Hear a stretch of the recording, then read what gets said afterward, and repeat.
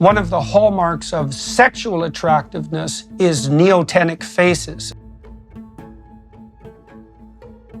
Babyishness of face. Very large eyes, very small noses, very symmetrical faces. As soft as a dove and as wise as a serpent. It's like, I know you're full of snakes. I know it. Maybe I know it more than you do. But we'll play anyways.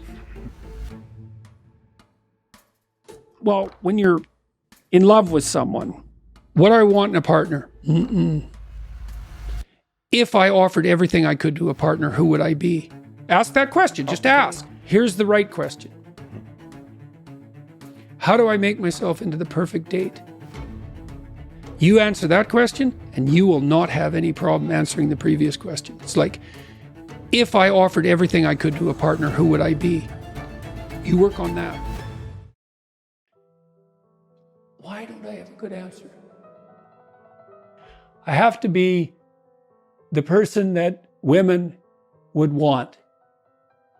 Okay, what do they want?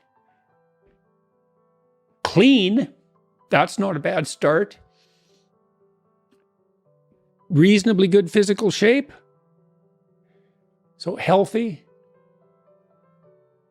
productive, generous, honest, willing to delay gratification. So you dance with a woman. It's like, what's she doing? What are you two doing? Well, it's a pattern. There's patterns happening around you. That's the music. Patterns of being. That's the music. Now, can you align yourself with the patterns of being gracefully? That's what she's checking out. And then can you do that with her? And then can you do that in a playful and attentive manner and keep your bloody hands to yourself for at least a minute? The harder you work on offering other people what they need and want, the more people will line up to play with you. And so it's the wrong question. It's like, how can I be the best partner possible? And then you think, well, if I do that, people will just take advantage of me. And that's the non-naive objection, right? Because the naive person's think, well, I'll be good and everyone will treat me right. It's like the cynic says, no, I'll be good and someone will take me out. And then you think, well, what do you do about that objection? And the answer is, well, you factor that in. And that's why you're supposed to be, what is it? As soft as a dove and as wise as a serpent. It's like, I know you're full of snakes. I know it. Maybe I know it more than you do. But we'll play anyways. Even though the person you're dealing with is full of snakes, if you offer your hand in trust and it's real, you will evoke the best in them. You want someone to contend with, because you learn through that wrestling, Sure. like you learn where you're an idiot and where you should stop being and vice versa. Yeah. So that's the spiritual aspect of marriage. It's the fact that you have to contend with someone under all sorts of circumstances, theoretically is what would you say? It's a manner of promoting psychological, or you could say spiritual growth. And it's genuine.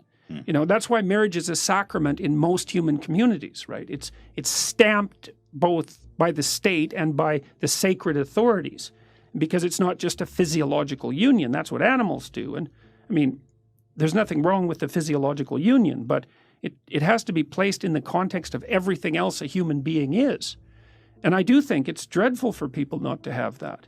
Women are much harsher in the evaluations of attractiveness of men than men are of women. So men rate women, 50% of women as below average in attractiveness.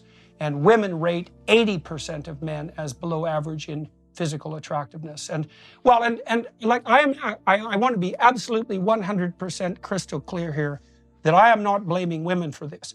I understand why this is, I believe. Now, it's in the interest of a woman, biologically and practically, to find a partner who is as competent as she is, or more competent, because fundamentally what she's trying to do is redress the differential burden that reproduction places on women.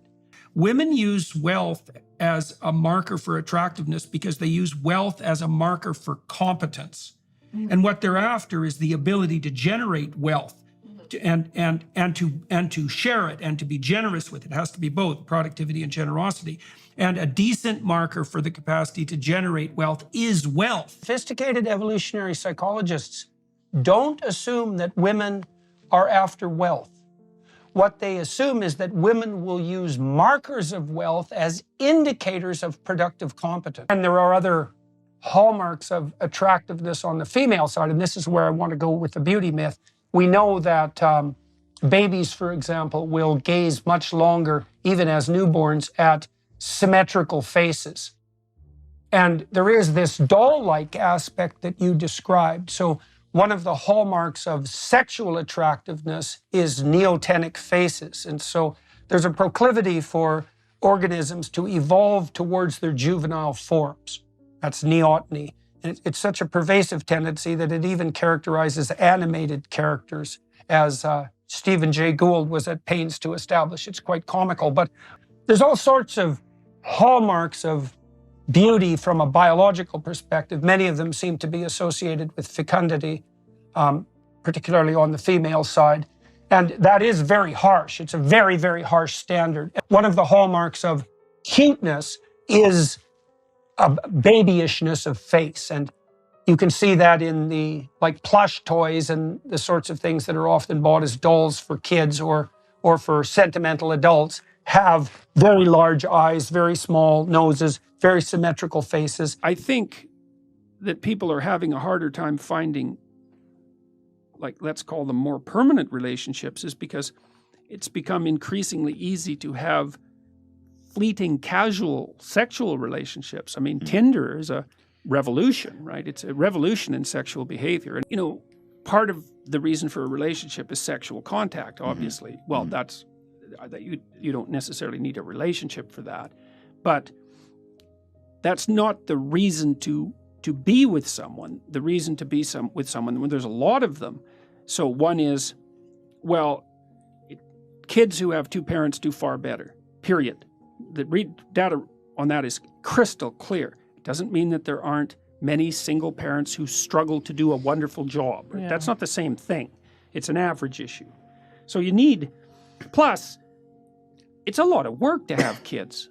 You kind of need to divide up the labor, especially in the first year or two, because the woman is completely overwhelmed in the first year, and she needs somebody around to take care of her while she's taking care of the kid, fundamentally, or at least that's the way it looks to me.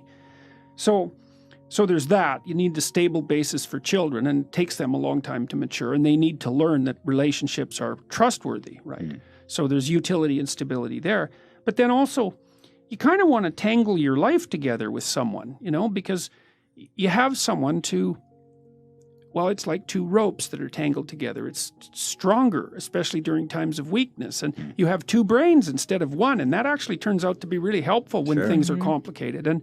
And it builds a solidity into your life and a reality into your life to have someone who's along with you on this very long voyage. And so I think that deepens your life in a way that isn't really possible with fragmentary relationships as a single person.